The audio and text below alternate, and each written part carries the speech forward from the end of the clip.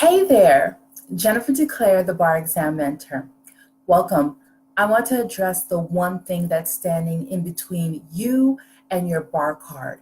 And how do you know if this one thing applies to you? I'm going to go ahead and quiet the environment. Many people are taking the bar exam once, now looking at having to take it for a second time, and believe that they've done everything possible in order to pass, yet they did not pass. I want to share with you the three different things that you can assess about yourself to find out whether or not the thing that's standing between you and your bar card is a mindset issue.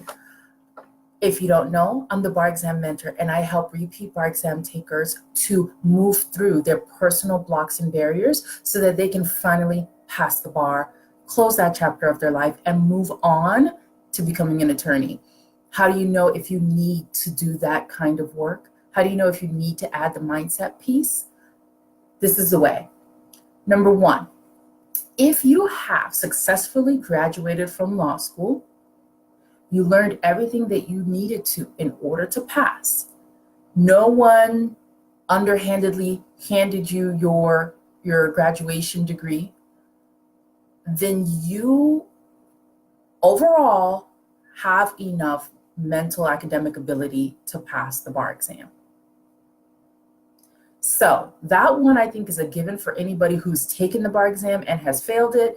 You've graduated from law school and you have what it takes to pass it. There is a group of people in the United States that do not have to go through law school the way that most of us traditionally do. And if you live in certain states where you do not have to go through that, then you might need to dig deeper into that piece, that criteria to see if you need it. But for the most part, most bar exam takers across the United States, if you've graduated from law school, then that's one thing that you could check off the list and start to go down to the other two items to see if a mindset issue might not be what's holding you back. The second thing to look at is how did you go about studying for the bar exam and showing up, okay? When you studied for the bar, did you show up for each session? Did you clear out distractions?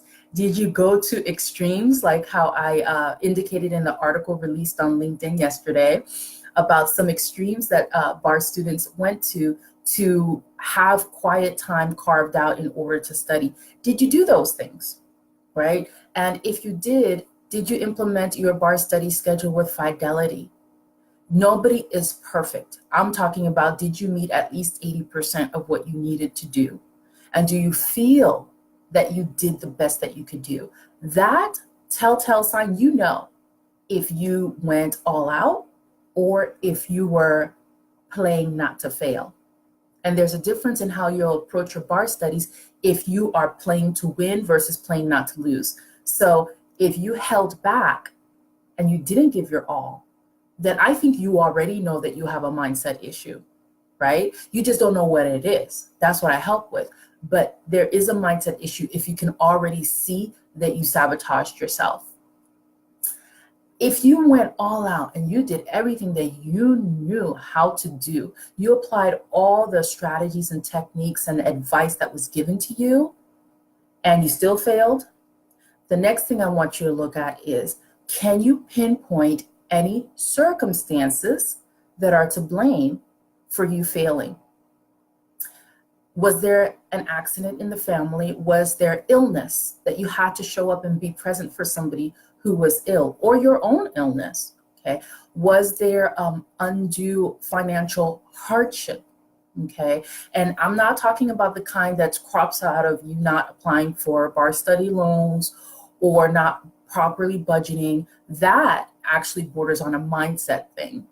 If you didn't properly prepare financially for your bar study time, that was one of the ways that, the little part of you that's scared of passing and becoming an attorney, that's one of the ways that he or she made sure that you were going to stay on this side of your bar card.